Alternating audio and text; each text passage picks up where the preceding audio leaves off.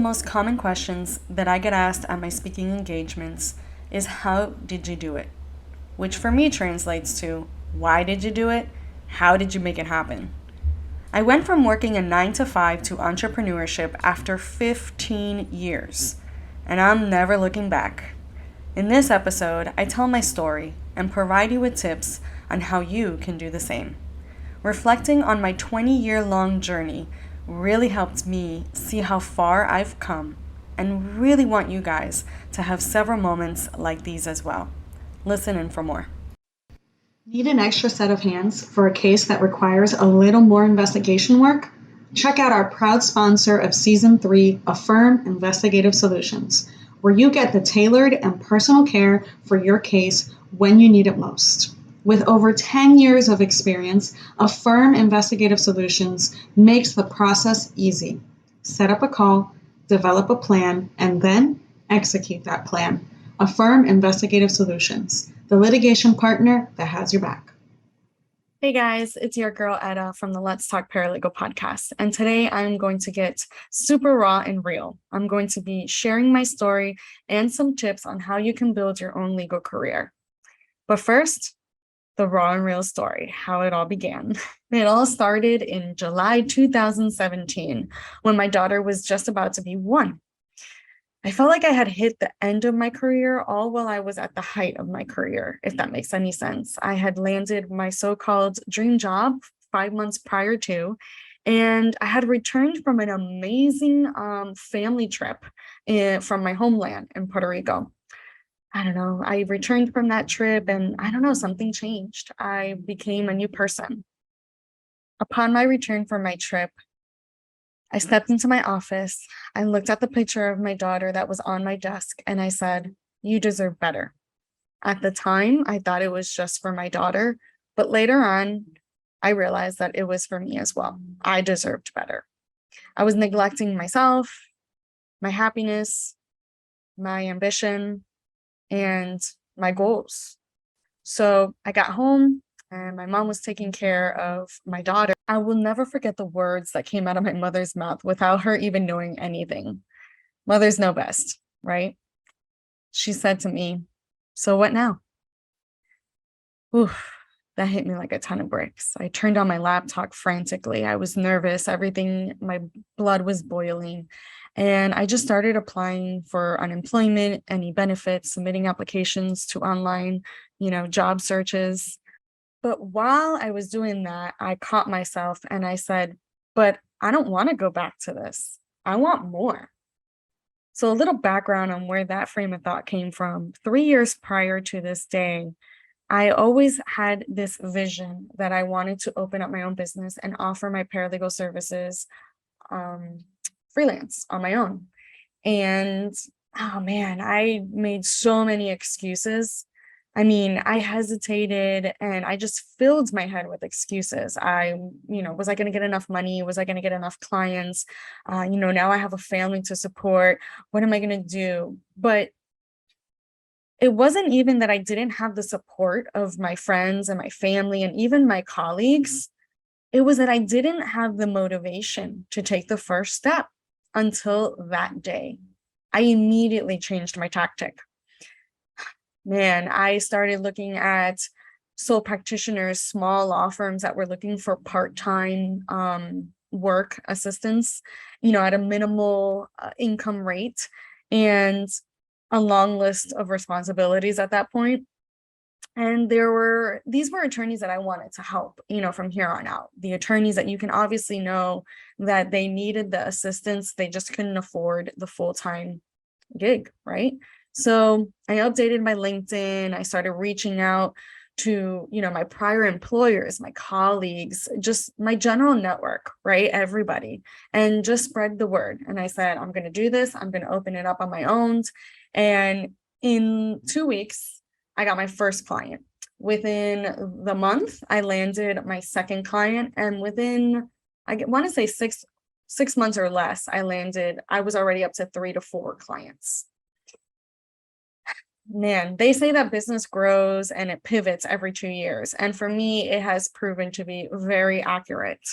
After my second year, I started gaining a following on LinkedIn, and paralegals started reaching out to me, asking questions, and really looking for that much needed guidance that I never really had. I started speaking at paralegal programs, and I even taught in some classes at the paralegal studies programs. And I think the coolest moment was when I actually taught a class at the paralegal program that I graduated from, which was amazing. This was the beginning of what you're witnessing today. This is Let's Talk Paralegal. I created this podcast out of frustration. I saw my colleagues suffer of burnout, losing opportunities, not speaking up, and having those struggles and conversations in silence behind closed doors. This podcast has opened those doors wide open. It provides my audience an opportunity to carry on the conversations we have on this podcast to their network and hopefully beyond. So there's the short version of my story. Now to the nitty-gritty, the practical tips for you to pivot your career. These tips work from pivoting in general, whether you want a raise, a promotion, a transition, or even become an entrepreneur, whether you want to go into court reporting and you're a paralegal, vice versa, legal tech, whatever it is, it will help you in any pivot, any transition within the legal industry. My first tip is the one that I needed to take a long time ago, which is stop. I want you to stop, take a breath, think of what you want and how you want to do it. Know that this is just a season. And just like seasons in nature, they will come and go. And this is just a season you're in. Know that you are enough, that you have the skills, and that if you need more skills, you can obtain them. You can get whatever it is that you want and you desire. Stop the excuses. Stop creating obstacles for yourself. Stop overworking yourself for someone else's dream without receiving validation, appropriate compensation, and/or accreditation you not only deserve, but you've earned. So I need you to stop. Stop this vicious cycle. Stop thinking that you are not enough. Stop thinking that you don't have X, Y, and Z and that you're not qualified, because you are more than qualified. Okay? Let that sink in. Tip number 2, no. Not no as in N-O, no. K-N-O-W. Know your limits. Know your skill level. Know your worth. But most importantly, know your boundaries. Know you do not have to work late because they decided to bring you in last minute. Change that narrative by asking them to bring you in earlier and offering them your knowledge and understanding and how to do that by creating templates and processes and actually work with everyone on the team, create strategy meetings, be that process developer that they so desperately need. You have so much information that management needs and probably doesn't know. They don't know that you have it. They don't know that they need it. Know that by having a strategy instead of a regular meeting, I mean, that just makes everybody's job a lot easier, and it just makes the organization of it all a lot better. So that brings me to my next tip. Tip number 3, learn the process. If there is anything that you have to learn, is the process. I want you to learn it from start to finish, from the time the client comes in to the time the client comes out. Learn who does what, where, when at the office. Learn that the skills you need to improve and better your career. Learn that there are skills out there that you do, right? Because I feel like sometimes we get caught up in the notion that we know it all, and most likely we do, but we don't know everything about everything. So understand that there is always something to learn. Even I'm still learning. So whether that's management skills, process development, time management, drafting, writing, legal research, whatever that looks like for you, learn it. learn the software of the company, learn it to its full capacity. This will help you and your career and the law firm and compensation later on. This all adds value. And best of all, it all transfers. So you can transfer your skills to anywhere else that you want, whether it's a different department, whether it's a different type of practice, whether it's a different position, whether it's growing in general as a person. These are all transferable skills and they translate throughout any type of corporation. So know that you can take these skills that you've acquired throughout your entire career and implement them anywhere you go. That's really important. Tip number 4, accept. Accept that you are not a one-size-fits-all. Accept that you do not know it all and that it takes a team to get to the championship.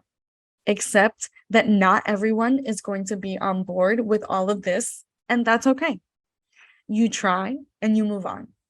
Take on the critics as they are, meaning if they are constructive, then that's great. Take it on. Take note of that. If they're bringing you down, if they are providing you negativity and it's not helping you and it's not assisting in your growth, also great. Take it with a grain of salt and again, move on. So as a recap, stop, take a breath, understand where you're at, know that you can improve, that you are worthy, and that fill in the blank. Learn everything and anything possible, whether it's free, paid, whatever it is. I want you to learn it and then accept that you are not a one size fits all. And that is just perfectly okay. That actually makes you human. Oh man, I hope all this helped. So until justice is served, I'll be here.